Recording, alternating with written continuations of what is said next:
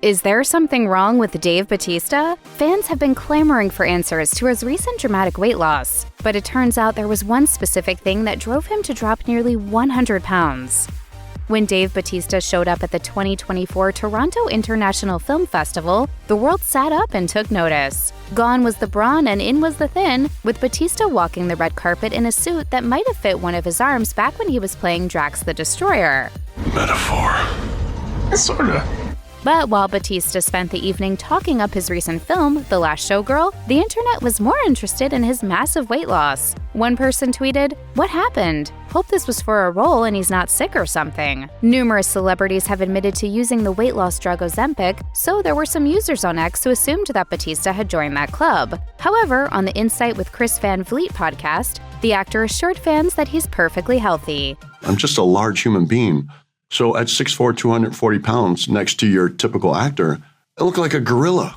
Bautista credited exercise and cutting his daily caloric intake down to 2,500 for his body transformation, saying that making a change in his habits translated to how healthy he felt. The more I trimmed down, the better I felt. And I also noticed the more I trimmed down, the better I looked on camera. It turns out that there was at least one reason Bautista became interested in shedding weight. Before he slimmed down, he had to bulk up considerably for his role in the 2023 M. Night Shyamalan thriller Knock at the Cabin. While preparing for the film in 2022, he shared an Instagram photo showing off his progress, writing in the caption that he wanted to document how much weight he'd gained for the role. How much weight was that? On Insight, he told Chris Van Vliet that he got his weight up to 315 pounds. He had to achieve this feat quickly, which meant filling up on empty carbs. I had a very short period of time to put this weight on, and I packed it on with French fries and pancakes.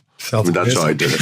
While having an excuse to chow down on junk food every day might sound delightful, Bautista didn't enjoy the experience. He said in an interview with ET, "I just don't know if I could do it again. It took a toll." Bautista told Van Vliet it was also extremely difficult to drop the weight he had put on, but he was up for the challenge. He's also spent plenty of time reminding reporters that he wasn't always the hulking presence fans have become used to seeing in movies. In fact, he was downright gangly as a teen.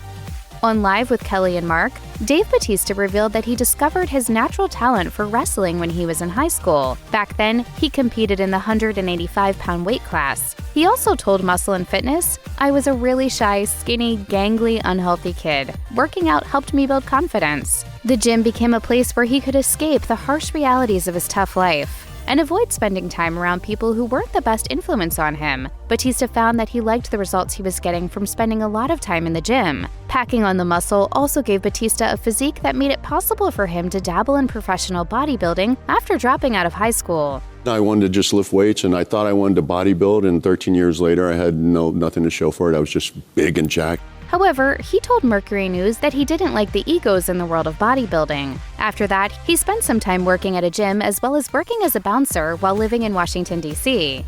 The next big step in Bautista's career came with a job offer from the WWE, where he made his debut at 33 years old. He was introduced to wrestling viewers as Deacon Bautista. At the time, he weighed in at about 325 pounds and stayed in that range for most of his wrestling career. Bautista decided to give acting a shot in 2010, and at the beginning, Hollywood saw him as a muscle-bound henchman thanks to his wrestling physique. Needless to say, it didn't lead to a lot of acting gigs. One of his early roles was in the direct-to-video flick The Scorpion King 3: Battle for Redemption. He's described that transition time as a tough couple of years, but Hollywood finally recognized Dave Bautista's potential in 2013 when he was invited to join the MCU in Guardians of the Galaxy. Roles in the Bond flick Spectre and the cyberpunk thriller Blade Runner 2049 followed. While his swole pro wrestler build probably helped convince casting directors that he had what it took to be an action star, Bautista quit working out like he did when he was portraying a heel in the ring.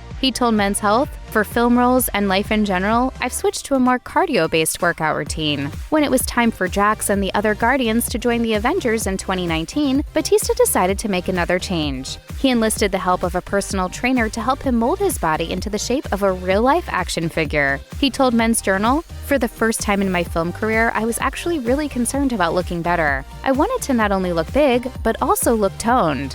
Kick names, take ass. Yeah, that's right. Basically, what he wanted was a broad, triangle-shaped torso and killer quads. He also adopted a high-protein diet, which for him meant eating a lot of poultry and eggs. With his new look, Bautista is clearly embarking on a new stage in his career. His slimmed-down physique is apparent in his new film, The Killer's Game, and told Entertainment Weekly his next big goal is to direct a movie. He's achieved everything else he set his mind to, so hopefully fans will stop worrying about his recent look and start looking forward to what he comes up with next.